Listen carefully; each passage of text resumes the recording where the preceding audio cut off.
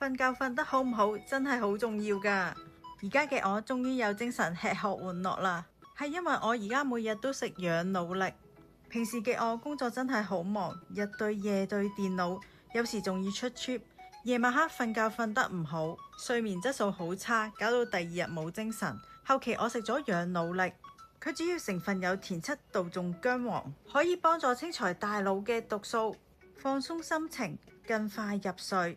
其實失眠會導致大腦自我清除功能會變得差，腦裏邊嘅有害物呢係會累積嘅，會影響咗大腦機能。我而家每日呢就食4粒，每次就食2粒，用暖水服用，餐前或者餐後食都可以。日本漢方配方，就算係素食者呢都適合㗎。我食咗1盒之後呢，睡眠質素大大改善咗，瞓得好咗，所以個人呢都精神咗啦，情緒穩定咗，專注力都大咗。大家快啲嚟試下啦！